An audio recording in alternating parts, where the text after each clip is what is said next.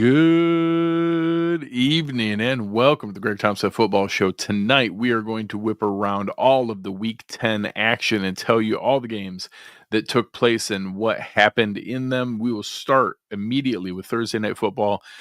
Crazy back and forth game. When we came on in our preview, it was 14-7, and they scored a ton of points in the second half of that game. Ended up being 35-34. The Bengals went for two, went down and scored, went for two, and had a chance to take home a W. I don't think it's a nail in the coffin for Cincinnati because a lot of other teams continue to lose too. They are currently the 9th seed and a game behind Denver with Indy in between them and ahead of them. Their issue is they're 2-4 in the conference, and that is a really tough road to overcome. The Ravens are the top wildcard team because the Steelers continue to win. We'll get to their game in a bit here, but this was a crazy back and forth game and a lot of fun. Obviously, the Ravens are going to be squarely in the playoffs. If you made me pick right now, I'd guess they'd win enough, especially with 2 games against the Steelers left, that they'll still win that division. But they've continued to find ways to stub their toe against lesser opponents. So we'll see where that one goes. On Sunday morning, as we joked, we penalized the poor German people having to watch Giants-Panthers. I think technically the Giants won here because the Panthers won the football game and the Giants got the better draft pick out of it. The Giants are now tied with another team coming up here in a moment who are 2-8. The Panthers, shout out to Chuba Hubbard. 28 carries for 153 yards and a touchdown and just running like a man on fire in that game. Just got a new contract extension. Good for him. Miles Sanders got carted off at one point, so might be Chuba and the Jonathan Brooks show. But they figured out a way to now give Bryce Young a winning recipe to be able to play here. It's been against bad teams, against New Orleans and the Giants, but I guess it's better than being the embarrassment and maybe the worst football team in all of recent NFL history. So but some semblance of respectability, I guess I understand them wanting to have. The next game just pains me. The Denver Broncos did all the things right here. They played really tough, multiple stops against the Chiefs. They held them to 3 field goals in the red zone, including their one touchdown was also on a 4th down play. So they forced them into multiple tough spots. But look at these. It's a 36-yard field goal, 28-yard field goal, 20-yard field goal. Really tough stops in the red zone. Played very, very well. Again, their one touchdown was on a 4th down play. They got the plays needed at the end to set up for a game-winning field goal.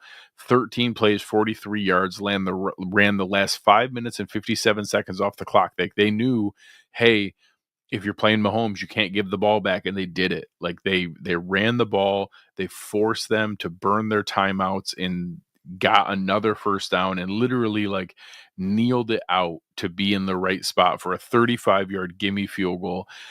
And the left side of their offensive line got crumpled like a soda can. And this was not on the kicker at all. Will Lutz could not have kicked it at a higher angle or anything. The left side of their offensive line got collapsed, and the Chiefs block the kick and remain undefeated. This would have been a really nice win for the Bills to make next week's game. The winner takes the number 1 seed. That won't be the case. Obviously, the Bills still are going to look to win next week and hope that the Chiefs lose some other game. Producer Chris and I were talking pre-show that I like to tell myself that at some point they're using up all their good luck finishes too early and they won't have enough left in the playoffs. But as he sadly reminded me, maybe 2 Super Bowls ago, he might believe that, but unfortunately, it's hard to argue with that logic. So again, the Broncos are a tough team. They played good enough to beat the Chiefs today, but just like multiple teams beforehand, the Chiefs found a way to win the game. Another game that would have benefited the Commanders. This one's kind of debatable because I don't know if you want the Ravens to win the division or the Steelers, but getting AFC losses is never a bad thing. The Commanders kind of gagged this one away as well. Back and forth game. They had multiple opportunities here. They had a 10-point lead, regained the lead later, to put themselves back up by a touchdown. And Russell Wilson hit Mike Williams with a late touchdown in this game. And then Washington had the chance to come back and score. They actually even got the ball back again, multiple possessions and opportunities, could not convert and complete it. And Washington could not take down the Steelers, another team like the Chiefs who just always find a way to win, whether they deserve it or not. They just continue to be able to operate at a high level, and someone that is going to be a tough out in the playoffs, even though they don't seem like the most talented team per se. Not a pretty game, but Minnesota beat Jacksonville. This was a nasty game, and I'm glad I didn't watch all that much of it. They let Mac Jones almost win this game. They won on 4 field goals. Nobody got into the end zone. And Sam Darnold threw 3 interceptions. I feel bad. Like I think he's turning back into a pumpkin here, and just getting himself, back into that historic level of performance that we've seen previously. And a lot of people were hoping Kevin O'Connell and this offense and everything there would kind of make the better for it. But it seems like Sam's maybe seeing ghosts again. So we'll see where this one goes. Minnesota, again, it doesn't really matter. They're at 7-2. They've got themselves in position to do all the things that they want to do. Jacksonville basically played this perfect. Their fans got a fun, competitive game that they hung in there the whole time and had a chance to win, and a late interception is what sealed it. But they got the loss needed to now be tied with New York for the worst record in the league and have a chance at the number 1 overall pick in the draft. So not a lot else you can wish for there, other than that kind of performance for them. So they're checking the boxes. Another ugly game. New Orleans found a way to beat Atlanta. Atlanta continues to look the part mostly, but now lets those teams kind of hang around in the NFC South here. Tampa Bay's now still 2 games back and hanging around New Orleans, clawing back out of the doldrums after losing to Carolina. This is a game where Atlanta had a lot of opportunities. They needed a couple 4th down conversions for the couple scores that they had. Bijan Robinson punched one in, and then had a late touchdown to be able to bring them back within a 1-score game, but just let two Marquez Valdes-Scantling touchdowns put away their hopes too early in this game, and New Orleans kind of trying to claw back into it. Similarly, another ugly game here. Some weird infighting on the sideline. Deebo Samuel was going at the kicker and long snapper because they missed 3 field goals, is my understanding, in the game today. And let's look that up and confirm. Yeah, he was 3 out of 6 in this game. They ended up still finding a way to hold on for a win. Christian McCaffrey, understandably his first game back in a while. And, with all the Achilles challenges and issues, obviously 3 yards per carry isn't going to get it done, but it's against a Vita Vea defense, and understandable. He did have 6 catches for 68 yards, so easing back into the performance. I think, better days ahead, and they got the win, still kind of maintaining where they're at. Baker, fighting against obviously a really tough San Francisco defense, short all of his offensive weapons, just some running backs and tight ends trying to make the best of it, but just couldn't quite get it done at the end to be able to take it home. Another game where, draft status be damned, the New England Patriots beat the Chicago Bears, a team that needed this win, facing a team that doesn't really have a lot of incentive to win here. Drake May, I don't think, was perfect, but made a handful of plays, ran around a little bit. Ramondre Stevenson ran tough, and the Bears putting up 3 points against this New England defense that has gotten, taken to the woodshed a couple times in some of their games. 3.7 yards a carry.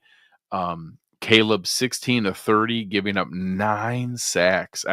This is the one area that I'm not ready to make big time judgments on Caleb Williams right now, because he's running for his life in most of these games. And again, today, 9 sacks given up.